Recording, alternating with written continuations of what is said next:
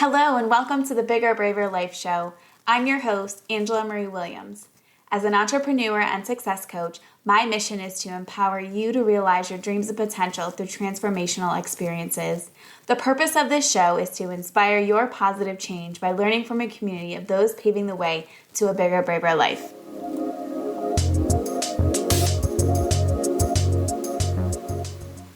Hey everyone, welcome to the Bigger, Braver Life Show. I'm your host, Angela Williams, success coach.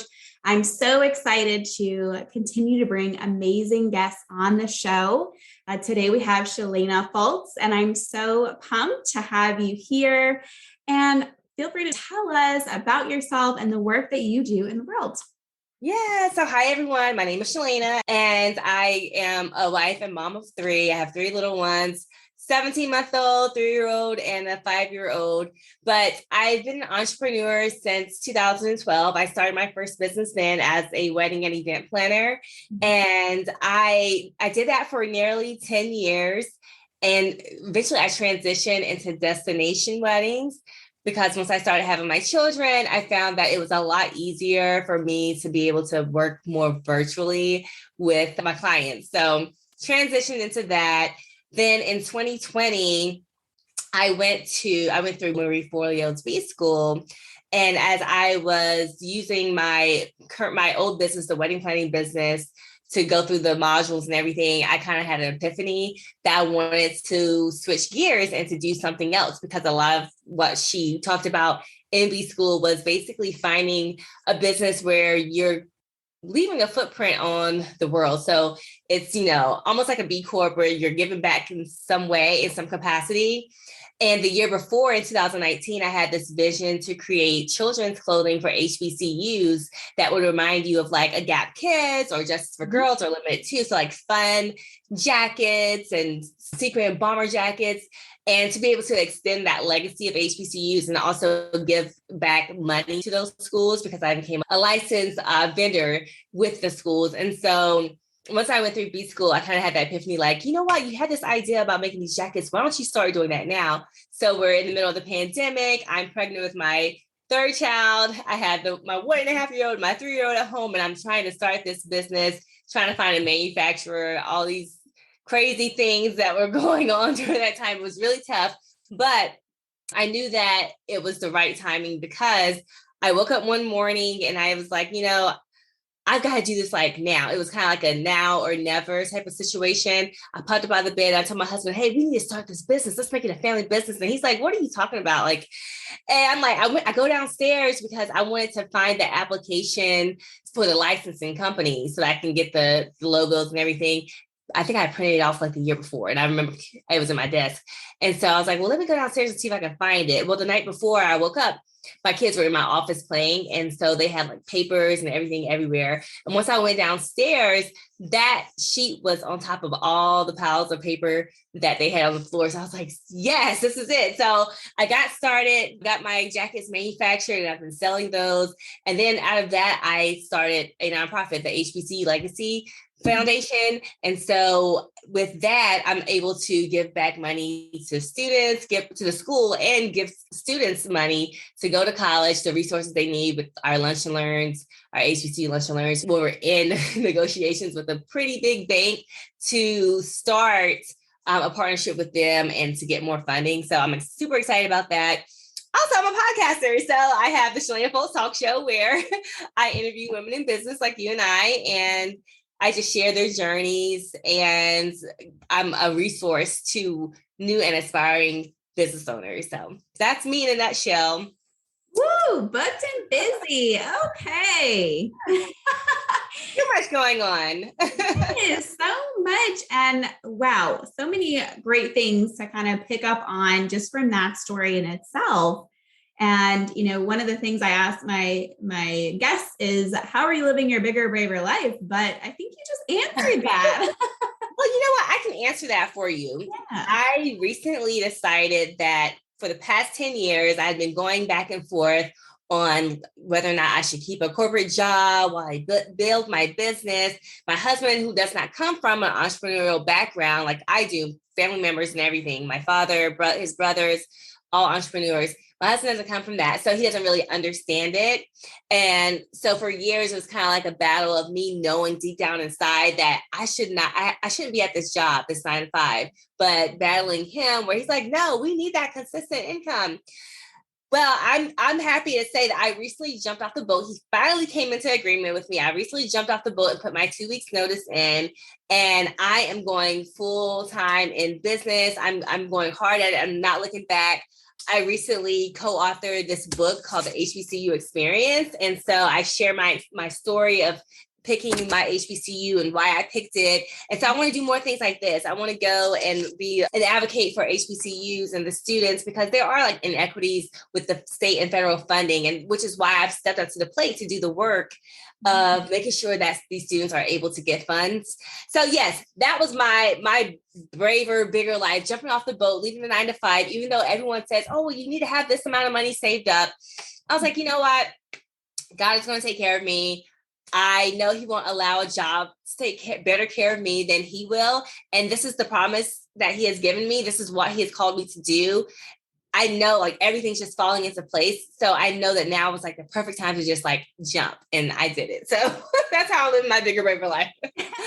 Congratulations, because that is a really big decision. And like you said, you felt that call deep down inside for a long time, but there is a lot of considerations, the security, sometimes benefits and structure and all those different things, that it does make it hard to take that leap. And congratulations. That's amazing. Yes, thank you. And it was a pretty scary idea, because I kept getting confirmation after confirmation. Everywhere I turned, it was like something was telling me to like do it now.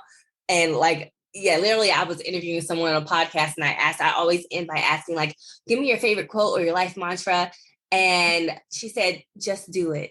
And I was like, this is like when I was just about to, I was thinking like, this week I need to do it. And I'm like, oh my gosh, did she just tell me that? I'm like, well, that was for me. Right. Oh my gosh. That is so amazing. So I want to come back to some of the story, but I would love to hear more about, that entrepreneurial background you talked about, and talk about like your journey getting to starting your first business. How did all of that come about, if you don't mind sharing?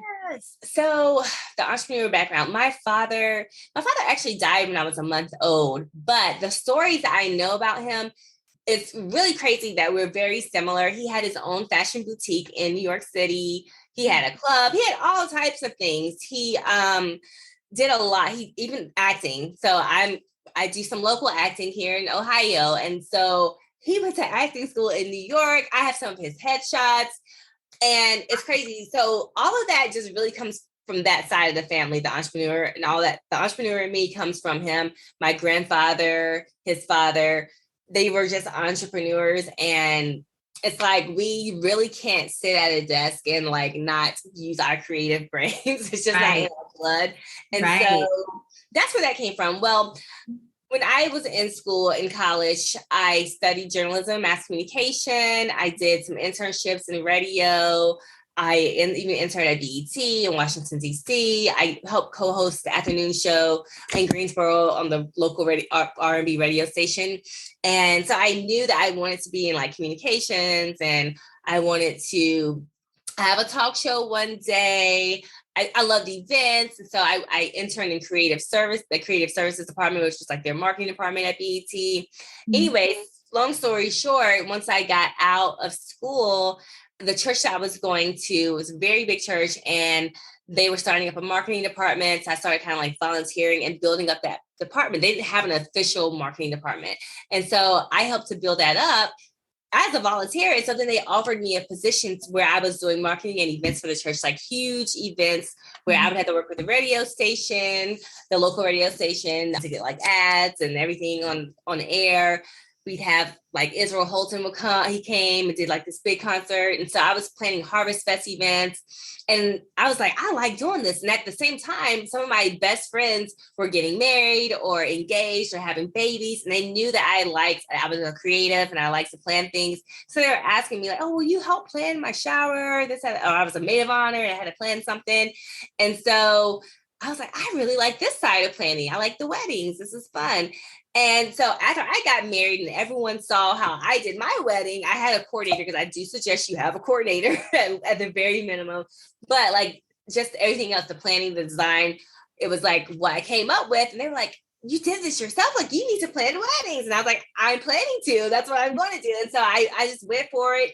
And I really enjoyed it. It was great while I was doing it. But as I stated before, I knew that there was something else that I needed to do in this world. And there was something that I wanted to leave a bigger footprint in some type of other way. And so now I'm doing that through HBCU Legacy Fashion and my nonprofit. So that's amazing. Wow. What a cool journey. And what I love about that is that it sounds like you were just ready to explore, right? All these different facets of what you liked. You're ready to kind of jump in and explore and just do more and learn more about you and the things you like to do in the process.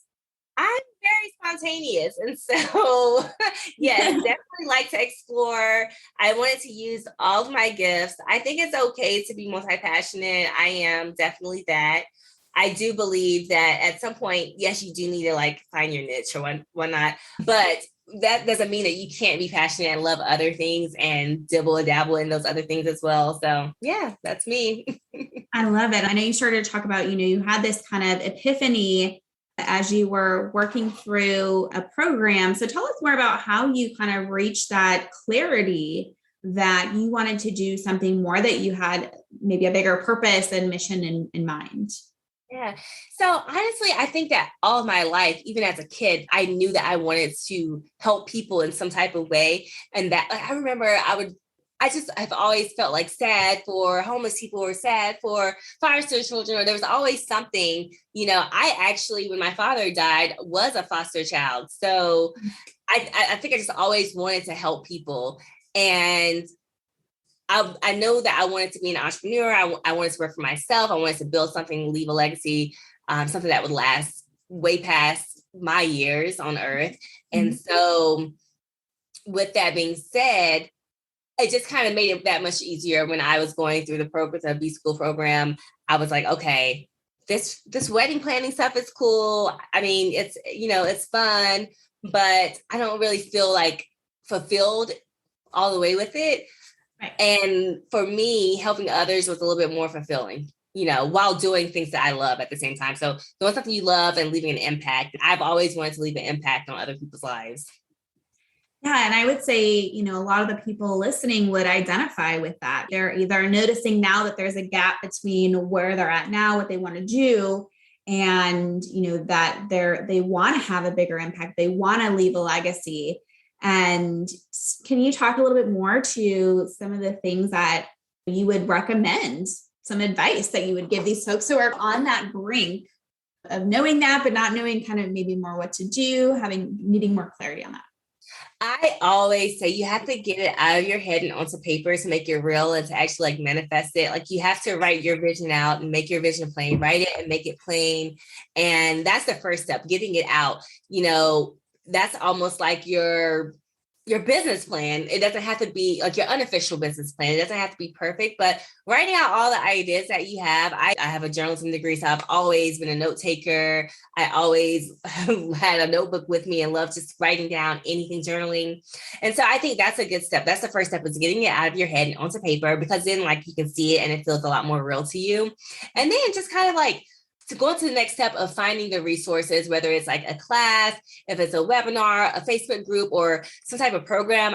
I know you're a coach, whatever it is, you can't do it alone. So you're going to have to find someone or some resources or some type of guidance, community, join some type of community that will be able to help you or inspire you or motivate you, because you see the next woman or guy or whoever, they're doing it. And you're like, okay, this is very motivating. This is how I can get to where they're at. So I would say, make sure you find the right community.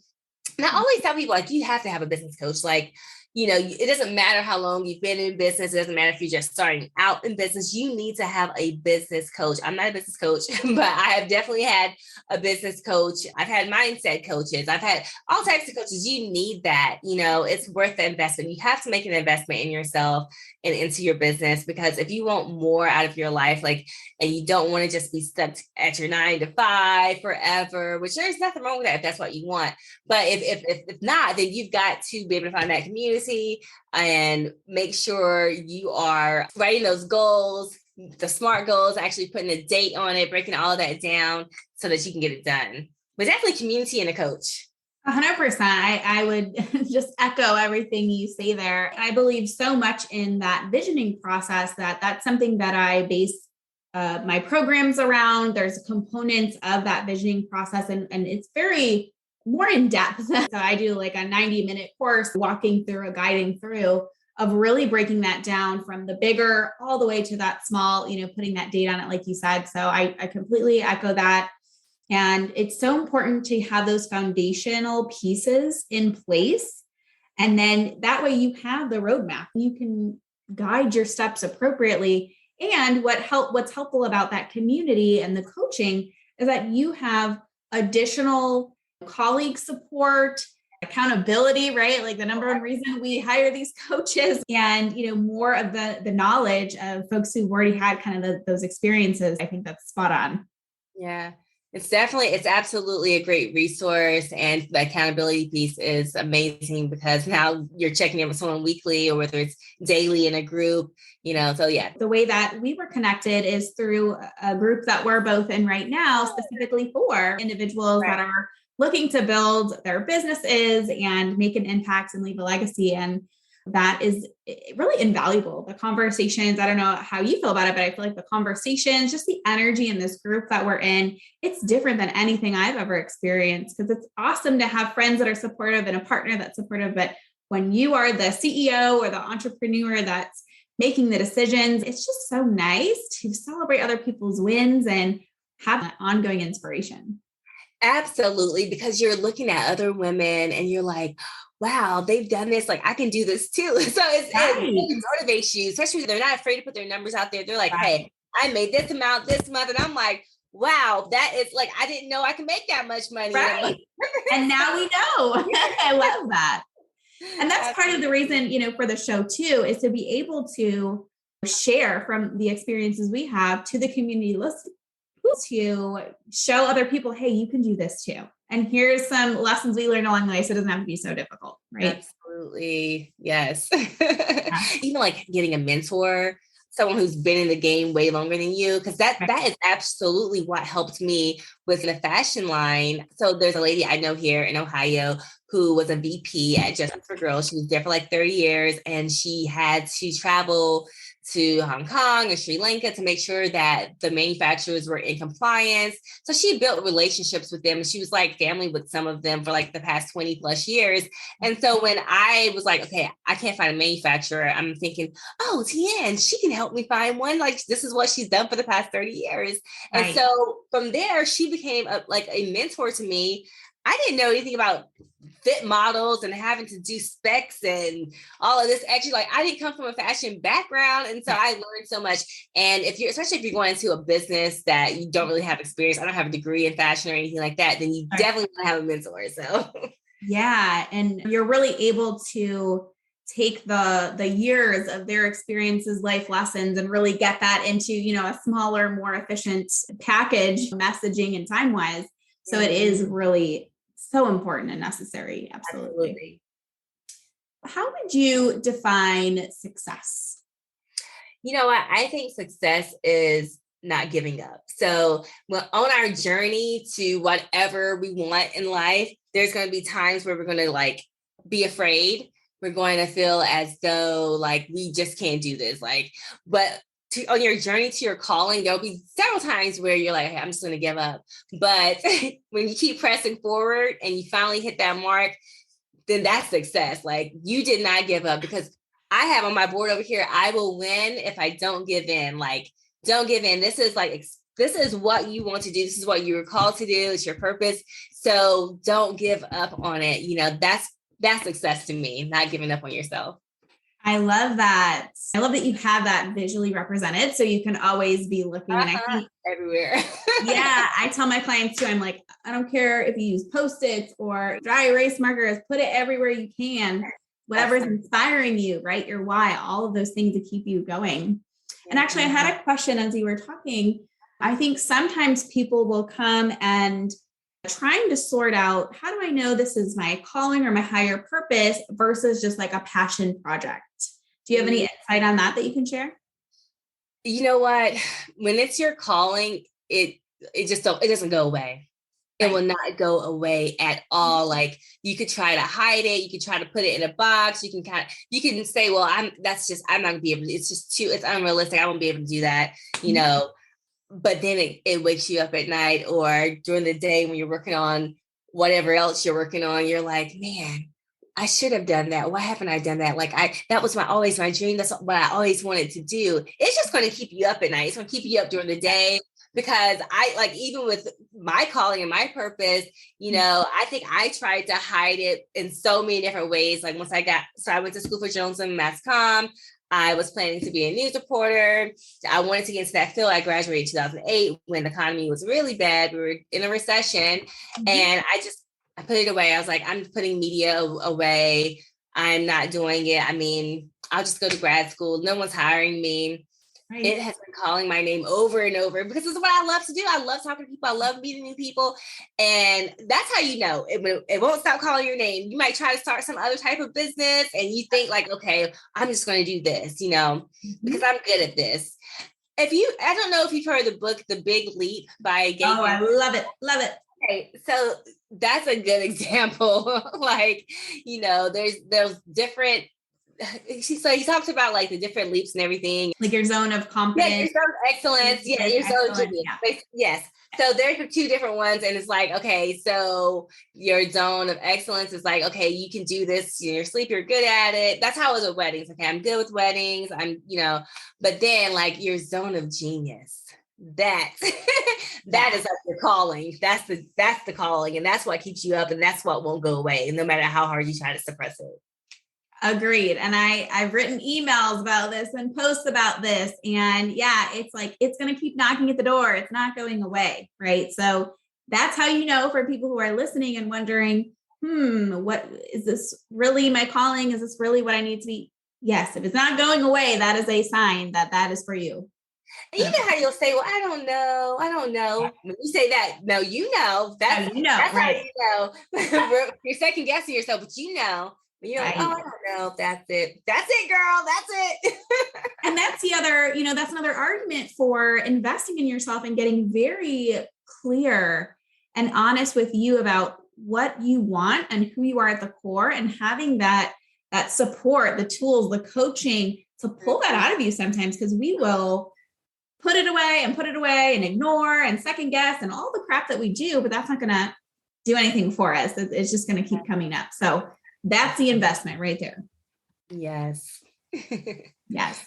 So with everything you got going on, tell me, how do you bring more of that balance, that care? Oh, that's a question that gets me because there's no such thing as balance for me as a mom. Like with me, I have 3 little ones. And so it's kind of like you just have to carve out time almost because it's the stage of life that they're in, 17-month-old toddlers, 3-year-old preschooler. Like it's the stage that they're in where it's really no balance. I have to make sure I'm getting everything done while they're at preschool. I recently started having my youngest one go to a sitter because it was like, he's just so busy. But you do have to still kind of find like your boundaries and everything. And so even tonight, like my daughter had ballet, but I'm like, okay, I'm usually the one that takes her to ballet. Okay, husband, you're going to have to leave early today. You're going to have to take her. So finding like your boundaries will kind of help to balance some things out. But I'll tell you, it's really hard to balance in my life right now as this mompreneur. It's kind of tough. And then just blocking out things. So making sure that you have your calendar. So you're sending out, someone says they want to meet with you. it's automatically going onto your calendar. It's not like, okay, yeah, well, just call me, because you want to be able to look at your calendar for a full week or for the full day and see what's going on and prep before time. Because then that kind of helps you feel a bit more balanced and everything's just not like thrown at you. So exactly. I agree with that. I think no matter what stage of business you're in, it's being able to get a flow of what works for you, what makes you feel like you can prepare and go in a calm way instead of hot mess express all over the place, right? Yeah. And I think another thing that kind of helps me stay a little bit balanced is choosing what I work on each day. So like, I'll say, okay, well, Mondays and Wednesdays and Fridays are for the podcast. That's when I'll do my interviews and do my social media for it. And then like Tuesdays and Thursdays will be for the business and for the nonprofit. I mean, I'll, handle all of that, those big tasks. So trying to make sure I have certain days where I do certain things.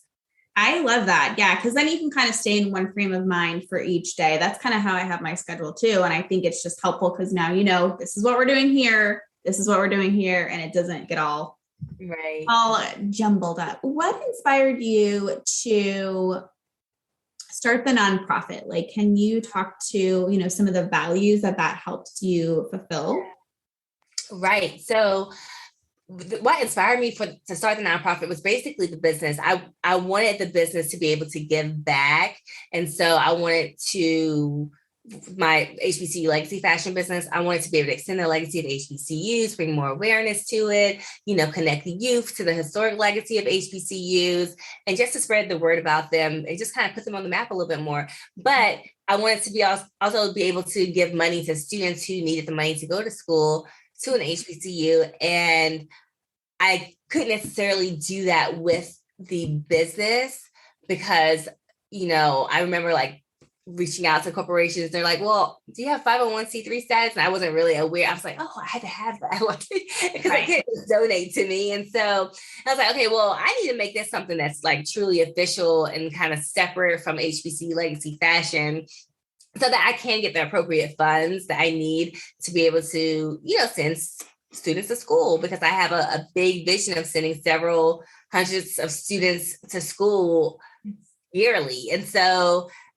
I was like, okay, well, I have to go get this, like, official. Yes. And so that's really where that came from. And then I was like, well, I don't want to just give money. I want to be able to be a resource and to be able to guide them through their college years. And so got a board together, brainstormed some ideas as far as like our lunch and learns, the programs that we're going to be having, our HBCU fair. So all of those things, I thought, these are really important. Let's put this into a nonprofit and make it happen. So much value out of both businesses, right? Or the nonprofit and the business, I guess, if you want to classify it that way. Yeah. What an amazing, and big vision to have. And it's like, when you're guided by this big vision, it all just falls into place, right? Like you're kind of like, okay, let's make this happen and let's pull in the right people to do it. Yeah. And so I don't really share much about it, but I did say in the beginning, like I was considered an orphan for the state of New York. I was actually raised in North Carolina, but because my birth mother never adopted me and she always lived in New York City, I was considered like an orphan of the state of New York. And basically they had this program when I was in college where they paid my way through college, right? And so I remember being 19 years old, sitting in my dorm room like, man, one day I'm going to do this for other people. I'm going to pay for them. I'm like, I don't know if they're going to be foster kids. I want to partner with the state of New York. I don't know, but I just want to make sure that I can like pay it forward. And that kind of came back to my memory. Like that conversation I had to myself recently came back to my memory this year. Like, oh my gosh, Cheylaina, you're actually doing it. Like you said this when you were 19, now you're like almost 35 and you're doing it.